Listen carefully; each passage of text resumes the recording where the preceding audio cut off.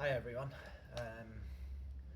It's very rare that I'll even think about making a video like this, talking into the camera, but I've got something really important to talk about, and it all relates to the story of me being diagnosed with a brain tumour. I had a diagnosis about 4 weeks ago now, and yeah, I'm on the list for an urgent surgery, so that's what's going on. But there's quite an important message in what's led up to this, which I feel like I really do need to share. So I've been ill for over a year now, on and off, not being myself. And around the end of February last year, start of March, I went to my GP. I had some issues with like vision, headaches, had some problems with my stomach, my bowel movements. I also got some weird rash, which I've still not come to the bottom of. I've never had issues like that before. Yeah, I went to the doctors, and yeah, I was feeling terrible. Very unlike me. I went in, and all that they did was they were over a number of appointments over several weeks. They were just basically throwing antibiotics at me and creams for this rash, and there was mention of like what's it called, chronic fatigue syndrome or something, or yeah, something to do with chronic fatigue. They mentioned because I was like really lacking energy, struggling a bit. They said potentially after a virus you can get post-viral fatigue or something. So like, all right. I mean, like, it can last for a long time. That's great. Like, so I was kind of fobbed off. I kept going back there because I knew something wasn't right. I went back several times. I had some blood tests done in March, in April, sorry, last year. I kept going back and forward, to no avail. It's extremely difficult to get an appointment with the GP anyway. It's taken weeks and sometimes to get an appointment to discuss results, and I'll come on to that a bit later on in the video. But you know, I was getting quite frustrated, and I went back in September last year, and they told me about the blood tests I had in April, which they said they would contact me about if anything was amiss, and they didn't.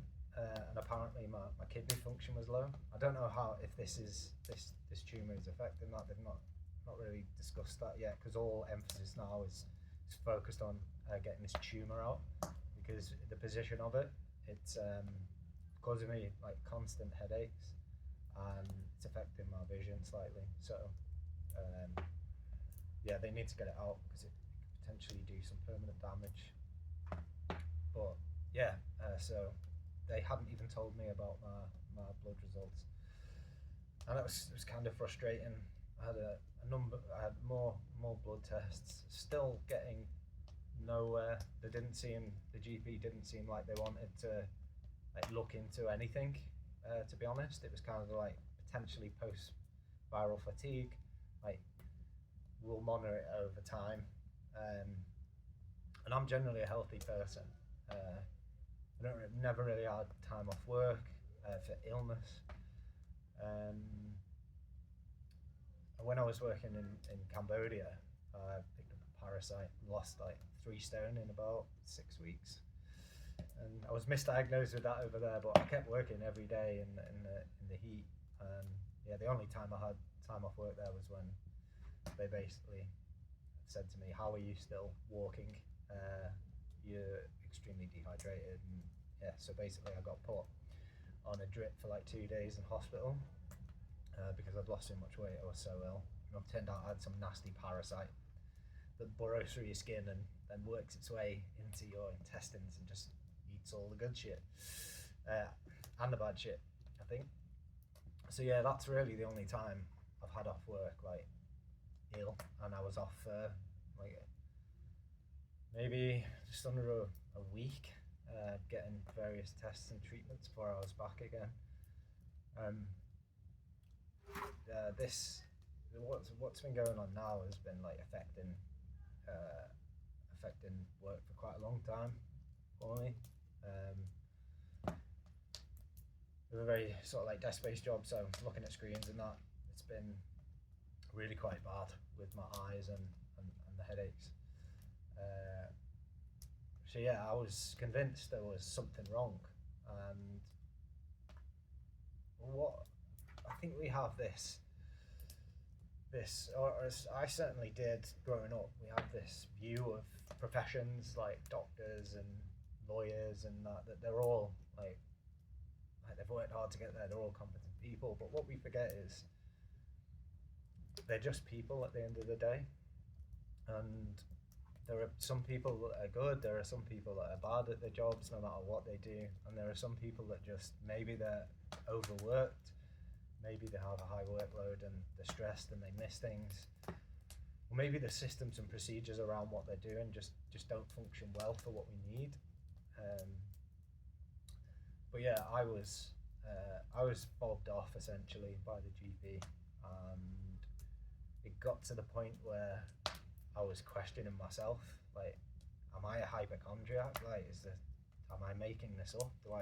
Is there something wrong with me mentally that's making me feel this way? And I was questioning myself and getting quite low in terms of mental health.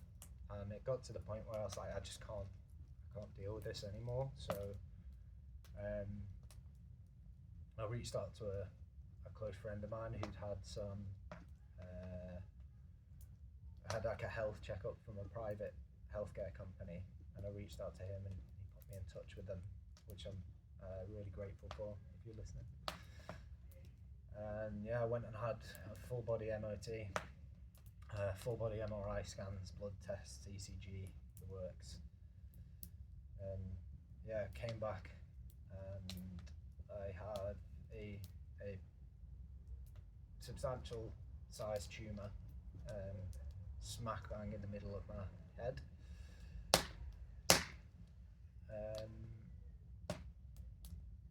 Yeah, it was a complete shock, like, because I think part of me, I partly convinced myself that I was making this up in my own head, being ill and whatnot, even though I knew it wasn't like me at all. And it changed my mood, it changed my behaviour, and yeah, it's kind of frustrating, but that's essentially what happened. It took me the best part of the year being fobbed off by the GP for me to go in. And what's made me want to make this video is I know so many people with a similar story, and every time I tell somebody I know about this, about how I was essentially neglected by the healthcare systems in this country, to find out that there's something actually quite seriously wrong. The amount of people I know who have stories that are the same, fobbed off by GPs, not sent for tests, not sent for scans, and quite recently, I know someone who's died because of that happening. I know several other people, I'm not going to name names, who have suffered or died because of poor diagnostics in the healthcare system. And I don't know what it is, whether it's a cultural thing, whether there's a lot of people that go into these GPs that don't have anything wrong with them, so that GPs are getting normalised into just ushering people out the door because there is nothing wrong with them, and it's taking up their time. I don't know what it is, but something is broken. And one of the issues you have with problems like this in systems is, unless they are recorded and analysed, there'll never be a solution, because there's no obvious problem on paper. and there's no way that this will be recorded in any sense of, I don't know if medical malpractice is the right word, if it is malpractice or whether it is just poor practice, but there's no system for capturing this, so it's really hard to resolve a problem that is not obvious. And from what I've been hearing from people, this really needs to be looked into. I've been working since I was 16, like, paying tax for a national health service which I'd hoped would look after me in a time of need, and it turns out that I had to essentially get into some debt and use some of my savings to pay for private healthcare when I needed it the most, which was a hard decision to make, but I'm glad I did make it in the end. But yeah, I think this is an important issue that needs to be looked at, and like, if anyone has stories like this, I'd like them to maybe not share full details, but just talk about maybe someone you knew or yourself who had been ill, going to the doctors, and they just fobbed you off, and it turned out there was something wrong. Because I worry that this is actually quite a big problem. There seem to be a hesitancy to send people for scans. I don't know if it's waiting lists or whatnot, but we have people getting seriously ill and dying because they're not being treated correctly at the GP level in terms of referrals, and they're not being taken seriously, and there's nothing to capture that, to capture the data off the back of that, which would help bring in improvements. And in general, GP services in the location where I live don't have a great rep, like massive waiting lists, like everyone's suffering, and NHS Wales I think is in a much worse place than NHS England as well. Many reasons for that: mismanagement, lack of funding, but people's health is important, and I think this is an issue that needs to be taken up. I've been waffling for quite a while now, but if you are ill, you personally are ill, and you're having no joy with the GPs, either demand some scans or pay for private if you can afford to. You can get finance, like 0% finance in certain places for scans, but your health is important. And for me, this has grown a lot bigger. It could have damaged my vision permanently. So yeah, like, take care of your health. You might need to take steps outside of the NHS because there's significant failures. If it means spending some of your savings to get some scans like I did, I think it's potentially worth it, because life is precious. Your time on this earth is precious, and it can be taken away by other people's dereliction of duty, or just cultural influences in the organisations where they are. But yeah, I think that's all I have to say. But I'd appreciate it if you could share this, sort of spread the message a bit.